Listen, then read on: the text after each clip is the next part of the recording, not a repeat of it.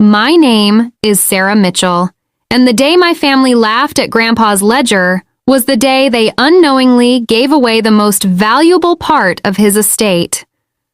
Looking back, I should have realized Grandpa planned it that way.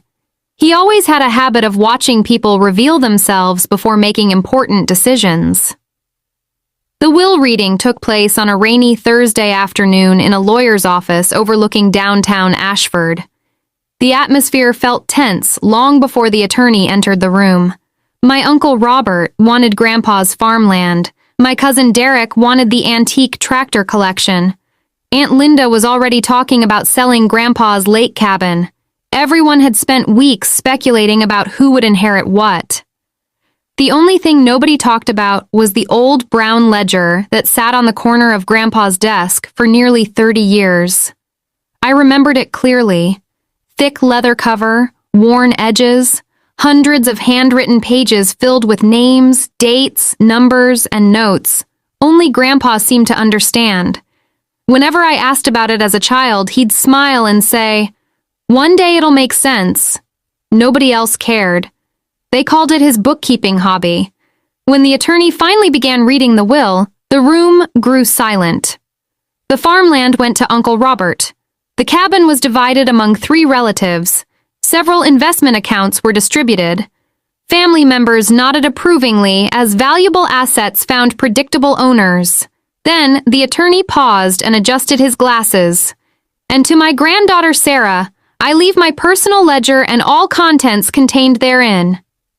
For a second, nobody reacted. Then Derek laughed, actually laughed out loud. "That's it?" he said. A few others chuckled. Aunt Linda smiled sympathetically and whispered, "Well, at least he left you something." Even the attorney looked uncomfortable. I sat quietly while everyone returned their attention to the assets they considered important. The funny thing was that I wasn't upset. Grandpa wasn't careless. If he left me that ledger, there was a reason. After the meeting ended, relatives loaded boxes, discussed appraisals, and argued over furniture.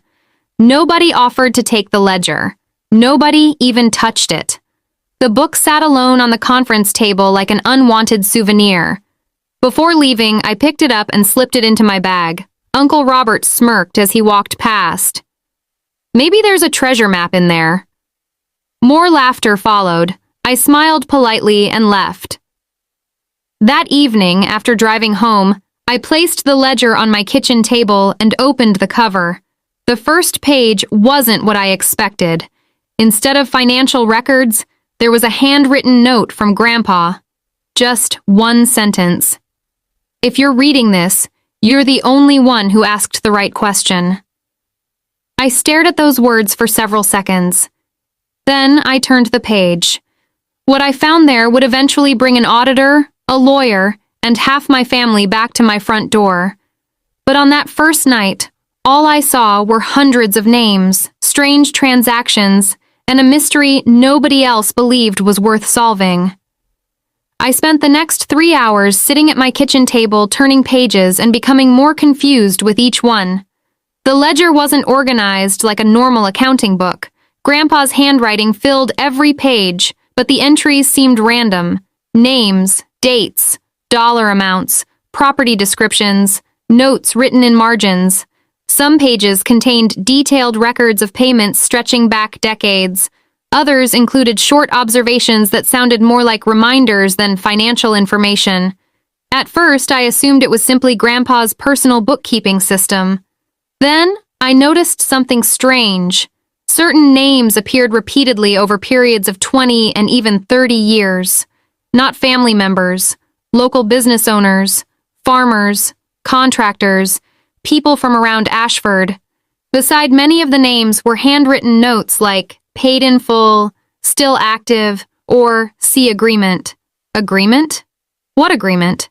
The deeper I looked, the stranger it became.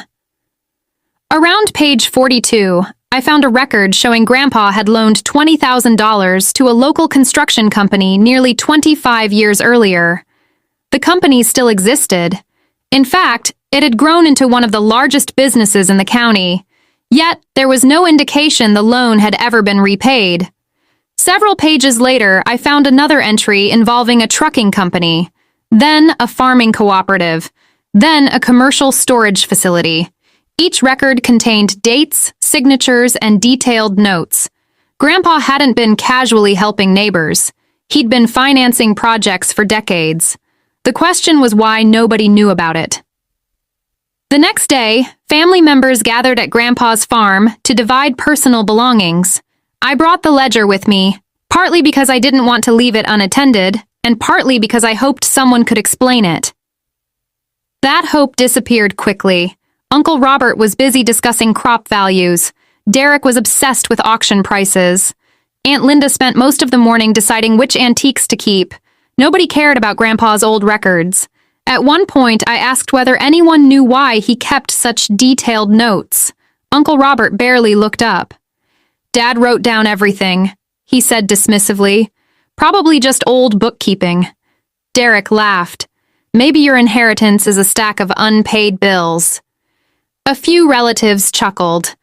The joke didn't bother me. What bothered me was how quickly everyone dismissed something they hadn't even examined. Grandpa wasn't the type of man who spent 30 years recording meaningless information. That afternoon, while cleaning out a filing cabinet in Grandpa's workshop, I found something else. A locked metal box. Inside were property deeds, insurance records, and old tax documents. Nothing unusual until I noticed a familiar symbol in the corner of several papers. A small, handwritten mark identical to one I'd seen throughout the ledger. Suddenly, the book didn't seem random anymore. It seemed connected. That evening, after returning home, I spread the documents across my dining room table and began comparing them to the ledger entries. The same names appeared repeatedly, the same dates, the same businesses. Whatever Grandpa had been tracking, it involved far more than personal finances. Around midnight, I discovered something that made me sit upright. One of the names listed in the ledger belonged to Mason Industrial Supply, a company currently worth millions of dollars. According to Grandpa's notes, he'd provided early funding when the company was struggling. Yet, there was no record showing the arrangement had ever ended. I stared at the entry for several minutes. Then I noticed a notation written in red ink beside it. "See page 147. My pulse quickened. I flipped through the ledger searching for the page. When I finally found it, I discovered something even stranger. Page 147 had been carefully removed. Not torn accidentally, removed intentionally. And at the bottom of the remaining page, Grandpa had written 6 words that changed everything. "Ask Mason about the agreement." Suddenly, the ledger wasn't just a record book anymore. It was a trail.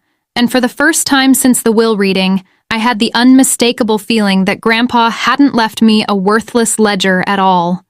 He had left me a puzzle, and somewhere inside, it was a secret nobody else in the family even knew existed.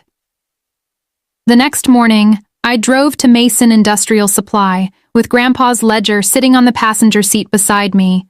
The company occupied 3 large buildings on the edge of Ashford, and employed more than 200 people.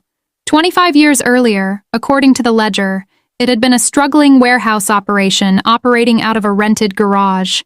Somewhere between those two realities, something important had happened. The receptionist looked confused when I asked to speak with Richard Mason, the company's founder. After a brief phone call, she became noticeably more polite and escorted me to a private office on the 2nd floor. Richard Mason was in his late 60s, broad-shouldered, gray-haired, and looked exactly like someone who had spent decades building a business from nothing. The moment I placed Grandpa's ledger on his desk, everything changed. He stopped talking, his eyes locked onto the worn leather cover. For several seconds, he simply stared. Then he slowly reached forward and touched the edge of the book. "Where did you get this?" he asked quietly. "My grandfather left it to me." Richard leaned back in his chair and laughed softly, but there wasn't any humor in it. The sound felt more like disbelief. "Robert Mitchell finally did it." My pulse quickened immediately. "Did what?" Richard looked at me carefully before answering. He finally found someone patient enough to open it. That wasn't the answer I expected. Over the next hour, Richard told me a story nobody in my family had ever heard. 27 years earlier, Mason Industrial Supply was weeks away from bankruptcy. Banks refused additional loans. Investors walked away. Suppliers demanded payment. The company was dying. Then, Grandpa stepped in. Not with a loan. Not exactly. According to Richard, Grandpa invested money in exchange for something far more unusual. A private partnership agreement. The agreement gave Grandpa a small ownership interest in the company. Not enough to control anything. Just enough to matter. Richard opened a drawer and removed an old folder. Inside was a copy of the original contract. My hands trembled slightly as I read it. Grandpa's signature sat beside Richard's at the bottom of the page. Everything looked legitimate. Everything looked real. Then I noticed something strange. The ownership percentage listed in the contract wasn't crossed out, terminated, or transferred. It was still active. I looked up immediately. Why wasn't this closed? Richard smiled. Because your grandfather never sold it. The room suddenly felt very quiet. According to Richard, Grandpa made similar arrangements with several struggling businesses over the years. Most people assumed he was simply helping neighbors. In reality, he was quietly building small ownership positions across the county. Nothing flashy, nothing public, just patient investments supported by handwritten records stored inside the ledger. My mind raced through dozens of questions. Before I could ask them, Richard pointed toward the missing page number, page 147. You're wondering about that, aren't you? I nodded. Richard sighed. Your grandfather removed it himself about 6 months ago. That revelation hit me like a brick. 6 months before his death, which meant Grandpa had been actively preparing something, planning something. Richard stood and walked to a filing cabinet near the wall. After several moments, he returned holding a sealed envelope. My name was written across the front in Grandpa's handwriting. My heart started pounding. Slowly, I opened it. Inside was a single handwritten note. If Richard is showing you this, you've already learned the first lesson. Most valuable things look boring until someone understands them. Beneath the message was another instruction. Now, visit Harper Grain Cooperative. Bring the ledger. I stared at the paper. Another business. Another clue. Another step in whatever trail Grandpa had spent years building. Richard watched me carefully. There's more, isn't there? I asked. He nodded. A lot more. Then he said something that made my stomach tighten. Sarah, your family thinks Robert left you an old book. They have absolutely no idea what he really left behind. As I walked back to my car, I looked down at the ledger resting under my arm. 3 days earlier, my relatives laughed when the attorney handed it to me. Now, one of the most successful businessmen in the county had practically treated it like a priceless artifact. And deep down, I was beginning to suspect that Grandpa's real inheritance wasn't hidden in money, land, or property. It was hidden in the pages everyone else thought were worthless. The following morning, I drove 40 miles north to Harper Grain Cooperative. If Mason Industrial Supply was one of the county's success stories, Harper Grain was practically a local institution. Hundreds of farmers relied on it every year. The cooperative owned grain elevators, storage facilities, transportation contracts, and thousands of acres of leased land. As I parked outside the main office, I couldn't stop thinking about Grandpa's note. Why send me here? What could a grain cooperative possibly have to do with an old ledger? The answer arrived the moment I showed the book to the receptionist. Her expression changed instantly. Within 5 minutes, I was sitting across from Harold Bennett, the cooperative's chairman. He looked at the ledger exactly the way Richard Mason had. Not curious, respectful, almost nervous. I haven't seen that book in years, he said quietly. My pulse quickened. You know what it is? Harold laughed softly. Everyone who owes their success to Robert Mitchell knows what it is. That statement stopped me cold. Owes their success? Over the next hour, Harold explained something my family never understood about Grandpa. During the economic downturn 30 years earlier, dozens of local businesses faced collapse. Banks stopped lending. Investors disappeared. Entire families were at risk of losing farms and companies they'd spent generations building. While everyone else panicked, Grandpa started making deals. Small investments, quiet partnerships, emergency funding agreements. He never wanted publicity. He never wanted control. He simply believed good businesses deserved a chance to survive. In return, he negotiated tiny ownership interests and profit-sharing agreements. Nothing dramatic, just enough to ensure that if those businesses succeeded, he participated in the success. Then Harold opened a cabinet and removed an old partnership binder. My hands shook as he turned to a page bearing Grandpa's signature. There it was again. Another ownership agreement, another percentage, another company. Suddenly, Mason Industrial Supply didn't look like an exception. It looked like a pattern, a very deliberate pattern. Then Harold said something that completely changed the direction of the story. Has anyone contacted you yet? I frowned. Who? He hesitated. An auditor. The word hit me immediately. Auditor, not lawyer, not banker, auditor. The exact title from the story Grandpa seemed to be building. When I shook my head, Harold leaned back and looked relieved. Good. Good? I asked. He nodded slowly, because when they call, everything changes. My stomach tightened. Before I could ask another question, Harold handed me a folded document. Unlike the partnership agreements, this one contained a list of names. 15 names. Every name matched a business or family listed repeatedly throughout the ledger. Mason Industrial Supply, Harper Grain Cooperative, Carter Logistics, North Valley Storage, several others I'd never heard of. Beside each name was a percentage and a date.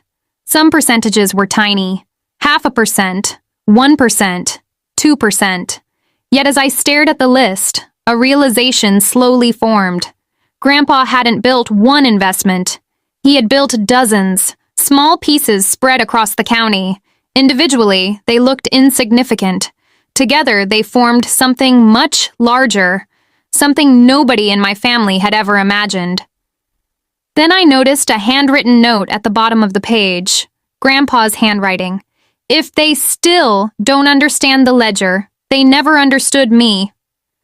I read the sentence twice, then 3 times, because suddenly I understood something important. This wasn't just about money. Grandpa was proving a point. Everyone fought over visible assets, the farm, the cabin, the equipment. Meanwhile, the real story sat quietly inside a leather book nobody wanted. As I prepared to leave, Harold walked me to the parking lot. Just before I got into my car, he stopped me. Sarah, I turned around. Your grandfather knew this day would come. What day? He looked directly at the ledger under my arm. The day someone finally started asking questions. Then he added something that sent a chill down my spine. When the auditor calls, don't ignore it. I drove home with the windows down and the ledger sitting beside me. For the first time, I wasn't wondering whether Grandpa left me something valuable. I knew he had. The real question was how valuable. Because if Mason Industrial Supply and Harper Grain Cooperative were only 2 pieces of the puzzle, there were 13 more names on that list, 13 more businesses, 13 more secrets. And somewhere inside all of them was the reason Grandpa spent 30 years recording every detail in a ledger everyone else called worthless. What I didn't know was that I wouldn't have to wait long for answers. Because less than 48 hours later, my phone rang. The caller introduced himself as a forensic auditor, and the first thing he asked was one question that made my heart stop. Miss Mitchell, do you still have your grandfather's ledger? I answered the call expecting a scam, By that point, I'd spent the last week uncovering secrets nobody in my family knew existed, and my skepticism was operating at full capacity. The man on the other end introduced himself as Michael Reeves, a forensic auditor working with a regional accounting firm. His voice sounded calm, professional, and surprisingly direct. "Miss Mitchell, do you still have your grandfather's ledger?" For several seconds, I didn't answer. The fact that he knew about the ledger at all immediately put me on edge. "Who's asking?" I replied. Michael didn't sound offended. "Someone who's been trying to locate that book for almost 8 months. My pulse quickened. 8 months. That meant the search started before Grandpa died. "Why?" I asked. The auditor paused briefly before answering. "Because your grandfather's records may be the only evidence that can verify a series of historical partnership agreements currently under review." The word sounded technical, but one phrase stood out: only evidence. Suddenly, every conversation I'd had over the past week started connecting. Richard Mason, Harold Bennett, the ownership agreements, the missing page, the strange notes in the ledger. None of it was random. Michael requested a meeting the following morning. Against my better judgment, I agreed. The next day, I arrived at a conference room inside an accounting firm downtown. Michael Reeves looked exactly how you'd imagine a forensic auditor to look. Mid-50s, neatly dressed, serious without being intimidating. What caught my attention wasn't Michael. It was the stack of files sitting on the table beside him. Every folder contained names I'd already seen inside Grandpa's ledger: Mason Industrial Supply, Harper Grain Cooperative, Carter Logistics, North Valley Storage, several others. Michael waited until I placed the ledger on the table before speaking. "I've been hoping to see this book for a long time." Carefully, he opened the cover and began turning pages. The transformation was immediate. His expression changed from professional curiosity to something closer to relief. "It's all here," he muttered. "What is?" I asked. He pointed toward several entries spanning nearly 20 years. According to Michael, a major financial review had uncovered inconsistencies involving a group of old partnership agreements dating back decades. The agreements were legitimate, but many original records had disappeared through mergers, acquisitions, ownership changes, and simple poor record keeping. Over time, the ownership interests became difficult to verify. Most people assumed they no longer mattered.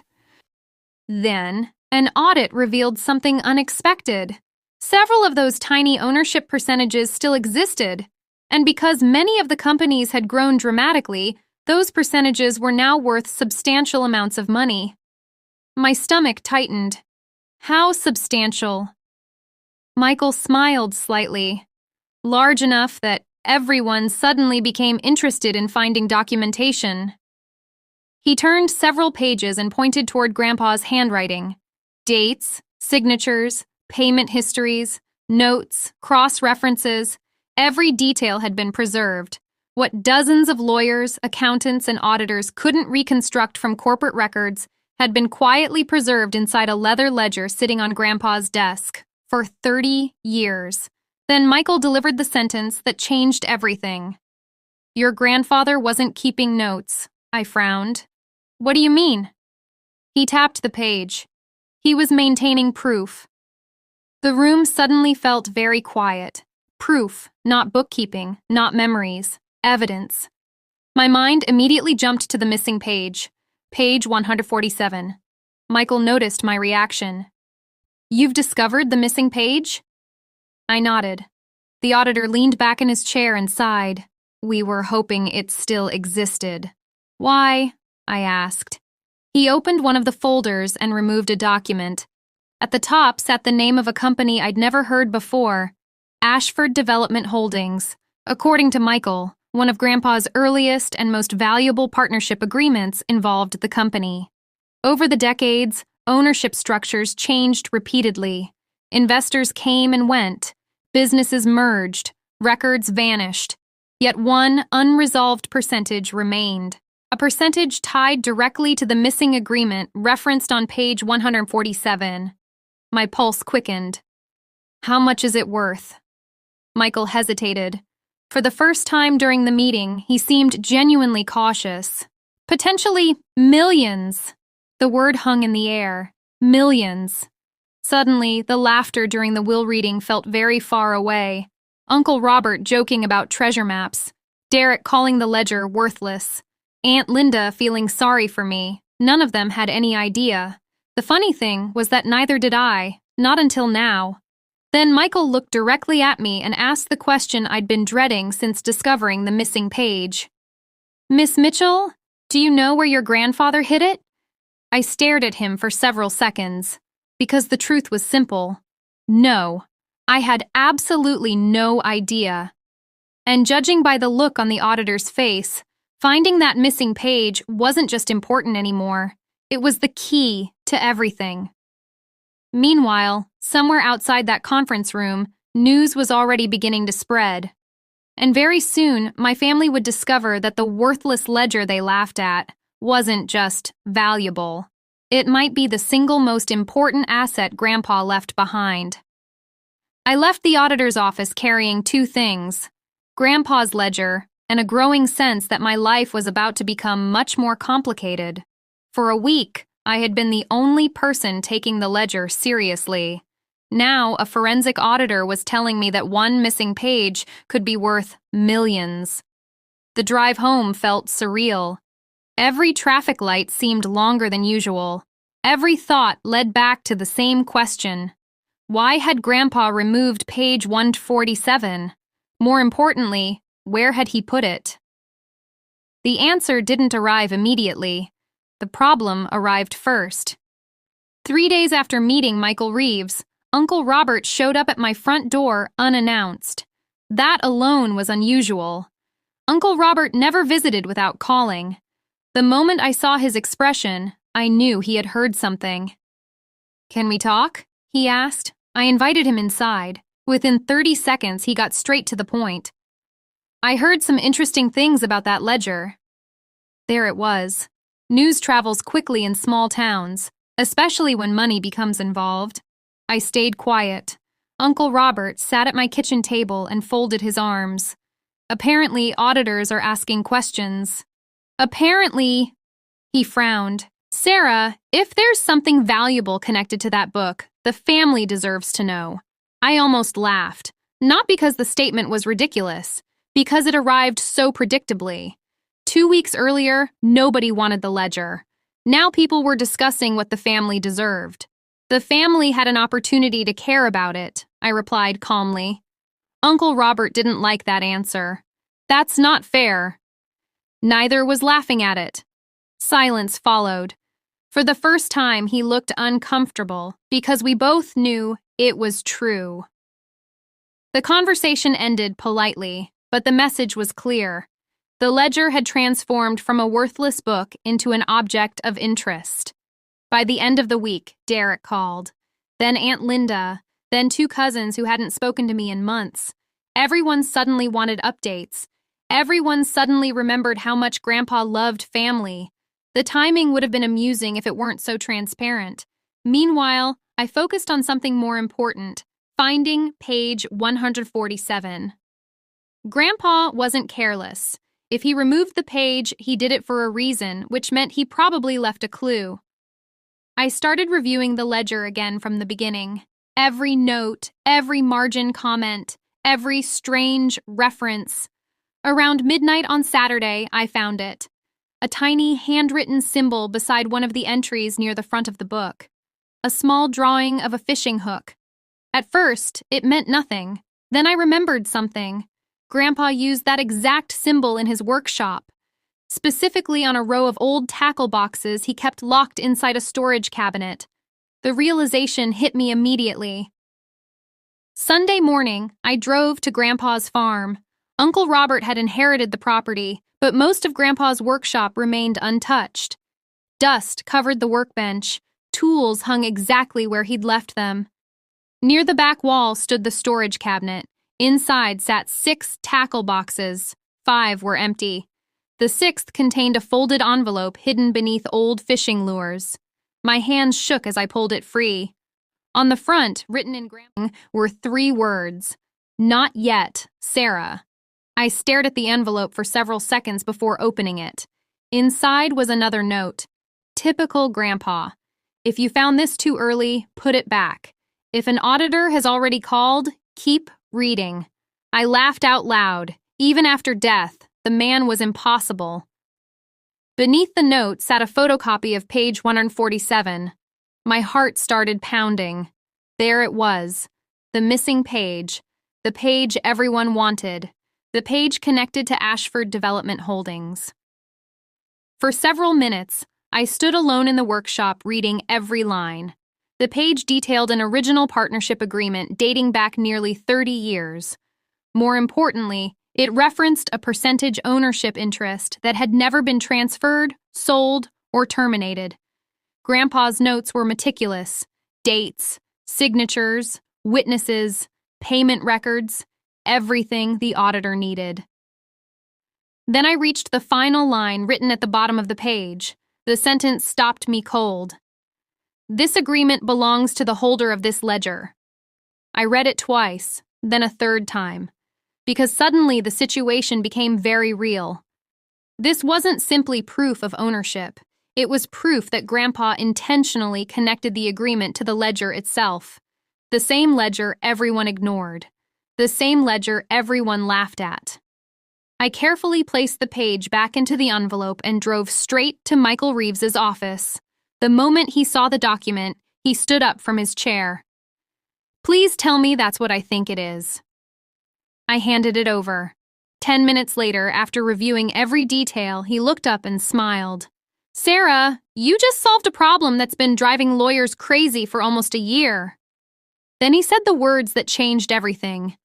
And based on this document, the ownership interest is valid. My stomach tightened. How valid? Michael looked directly at me. Michael, valid enough that several people are going to be very disappointed they laughed at that ledger. The funny thing was that he wasn't talking about my family anymore. He was talking about investors, lawyers, and executives who spent months searching for answers that had been sitting on Grandpa's desk the entire time. What none of us realized was that the biggest reveal still hadn't happened. Because once the auditors finished their calculations, they discovered the agreement was worth far more than anyone expected. And when those numbers became public, my family's attitude toward the ledger would change overnight. The auditors finished their calculations 12 days later. I remember the exact number of days because Michael Reeves called every few evenings with updates, and each update sounded more serious than the last. At first, they were simply verifying records. Then they were confirming ownership structures. Then they were tracing decades of mergers, acquisitions, and asset transfers. By the time Michael finally called with the completed report, his voice carried the kind of excitement professionals usually try to hide. Sarah, are you sitting down? That's never a sentence that leads anywhere ordinary. I closed my laptop and sat back in my chair. What's the number? There was a brief pause. Then he said it. The ownership interest tied to Ashford Development Holdings, combined with several related partnership agreements referenced in Grandpa's ledger, was now valued at just over $3.8 million. For a moment, I honestly thought I misheard him, not because the number sounded impossible, but because it sounded absurd compared to the way the story started. 2 months earlier, my family laughed when I inherited a leather book. Now, an auditor was calmly explaining that the same book contained proof connected to millions of dollars in assets. Michael spent the next 20 minutes explaining the details. The value wasn't sitting in a bank account waiting to be collected. It represented ownership interests, distributions, and rights tied to businesses that had grown dramatically over 3 decades. Everything was legitimate. Everything was documented. Most importantly, everything was verified. When the call ended, I sat quietly for a long time, not celebrating, not planning, just thinking about Grandpa, because the money wasn't what impressed me. The patience impressed me. 30 years earlier, He invested in people when nobody else would. Then he kept records so detailed that decades later, they could still survive legal scrutiny. That's what the ledger really represented. Trust, patience, memory. Unfortunately, the news didn't stay private for long. 3 days later, Michael arranged a formal meeting involving auditors, attorneys, and representatives from several businesses connected to the agreements. The purpose was simple: finalize documentation and present the findings. The problem was that word had already spread. When I arrived at the conference center that morning, I immediately noticed 3 familiar faces standing near the entrance: Uncle Robert, Derek, Aunt Linda. My stomach sank. Somehow they found out. The moment they saw me, they walked over. "Sarah," Aunt Linda began carefully, "we thought we should be here." Of course they did. 2 months ago, nobody cared about the ledger. Now they wanted front row seats. The meeting itself lasted nearly 3 hours. Auditors presented timelines. Lawyers reviewed contracts. Historical records were compared against modern ownership structures. Everything pointed to the same conclusion. Grandpa's ledger had preserved documentation nobody else maintained. Without it, several ownership interests would have remained disputed indefinitely. Then came the final presentation. Michael stood at the front of the room and summarized the findings. The missing page, the partnership agreements, the verified ownership percentages, the estimated value. As soon as he displayed the final figures on the screen, the room fell silent. Even people who already knew the numbers looked surprised seeing them together. Then something happened that I had secretly expected from the beginning. Uncle Robert stood up. "Hold on." Every head turned toward him. He looked nervous, but determined. If these assets belonged to Dad, shouldn't they be divided among the family? There it was. The argument. The challenge. The moment Grandpa probably anticipated years ago. Several lawyers exchanged glances. Michael remained calm. The estate already distributed the assets according to the will. Uncle Robert frowned, but nobody knew what the ledger was worth. One of the attorneys adjusted her glasses and replied before Michael could answer. "Value doesn't determine ownership." The room became very quiet. She continued. The ledger was specifically assigned to Sarah Mitchell in the will. All associated rights transferred with it. Derek looked stunned. Aunt Linda looked disappointed. Uncle Robert looked like someone trying to think of a new argument and failing. Then Michael delivered the sentence that ended the discussion. "The reason we're all sitting here today is because Sarah was the only person who took the ledger seriously enough to investigate it." Silence. Complete silence. Because everyone in the room knew he was right. The businesses didn't find the records. The lawyers didn't find the records. The family certainly didn't find the records. The person they laughed at found them. The meeting ended shortly afterward. As people gathered their papers and prepared to leave, Richard Mason approached me with a smile. "Your grandfather would have enjoyed this." I laughed. "The money?" Richard shook his head. "No." Then he looked toward my relatives. "The lesson." And deep down, I knew exactly what he meant. But the story wasn't over yet. Because that evening, after the lawyers left and the auditors went home, I received one final envelope. One that Grandpa had arranged years earlier.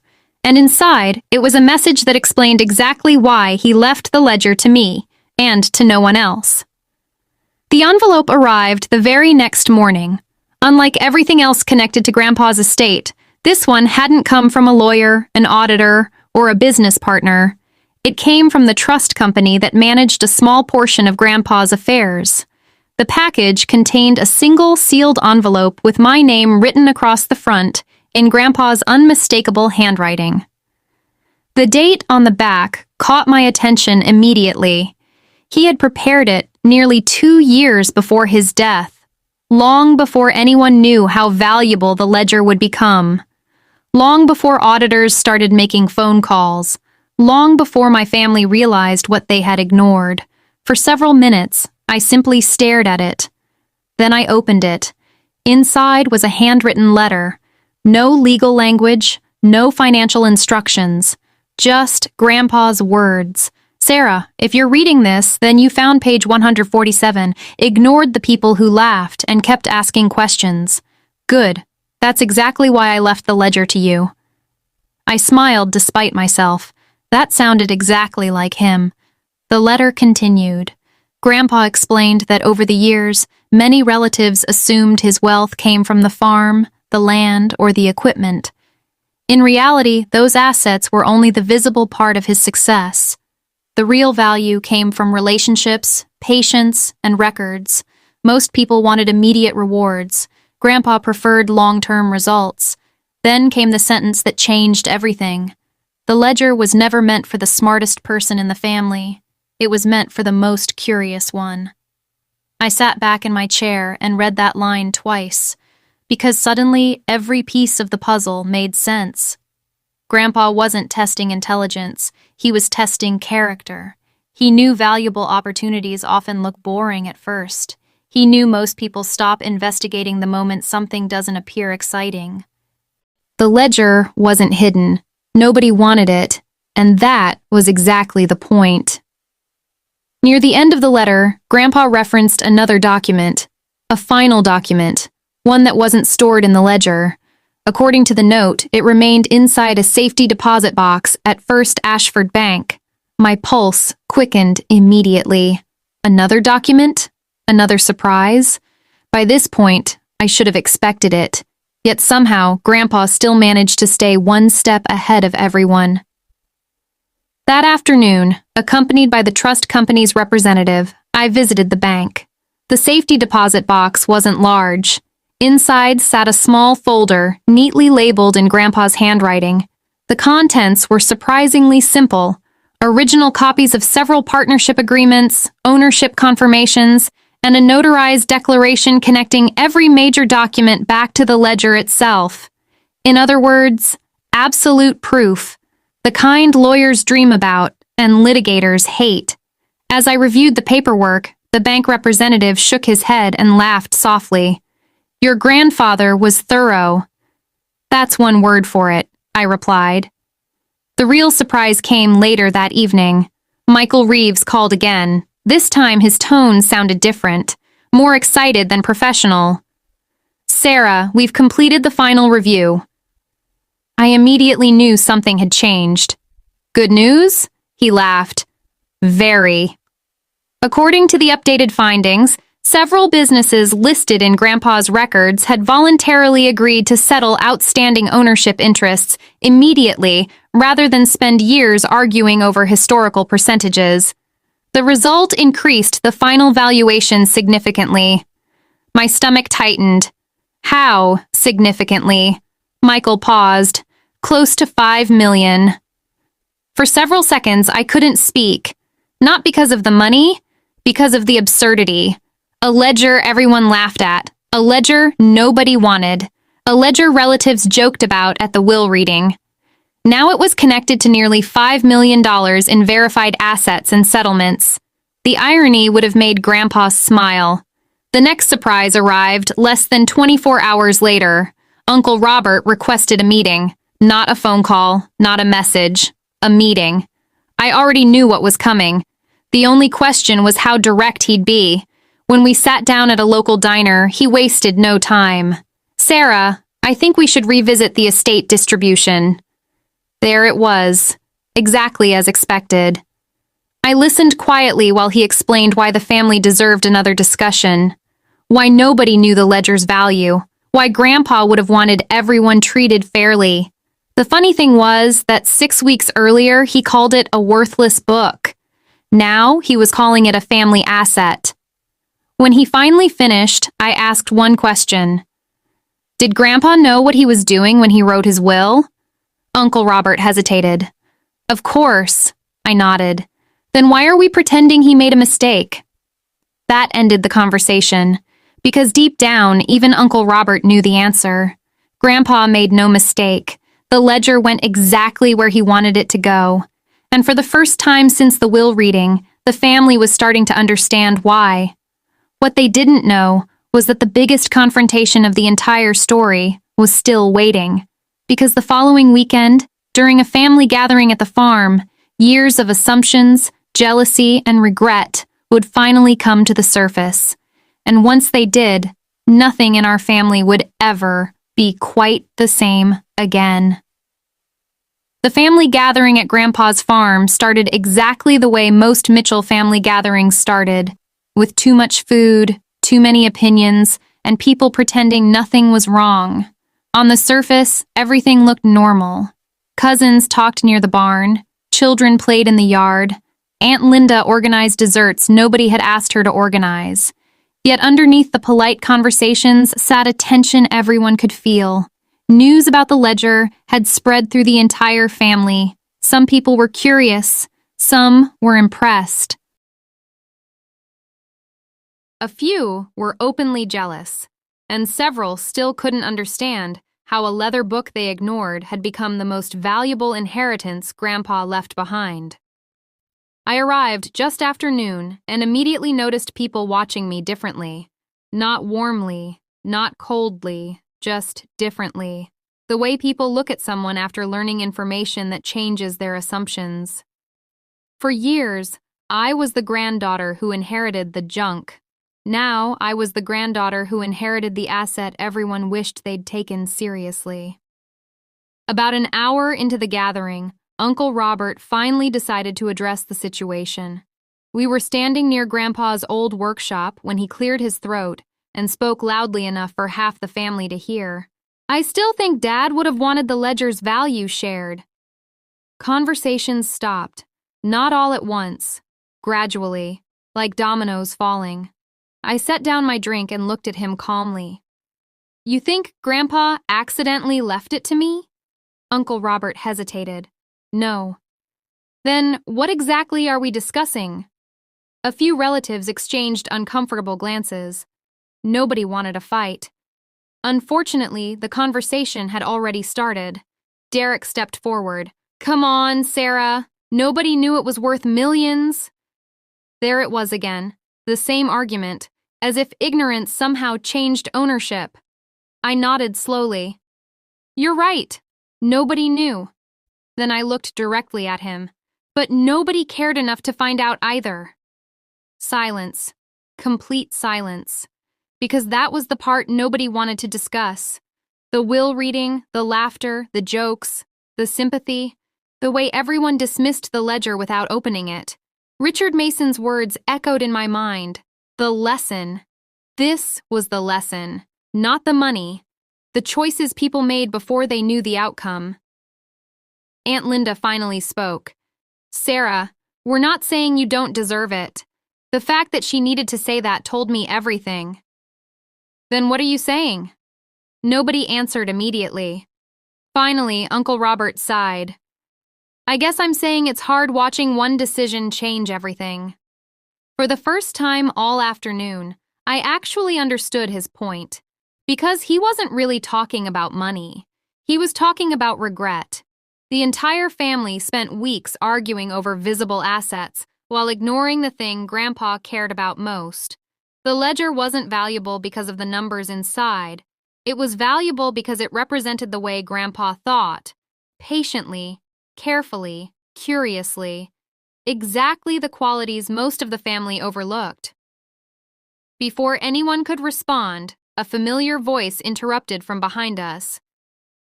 "Then maybe that's what Dad wanted you to learn." Everyone turned. It was Richard Mason. I hadn't even realized he'd arrived. He walked slowly toward the group and stopped beside me. "I've known Robert Mitchell for nearly 30 years, he said, "and if there's one thing I can tell you, it's this." The crowd grew quiet. Robert never cared whether people got what they wanted. A few people smiled despite themselves. That sounded like Grandpa. Richard continued. He cared whether people earned understanding. Then he pointed toward the workshop. The ledger sat on his desk for decades. Anyone could have asked about it. Nobody spoke, because nobody had.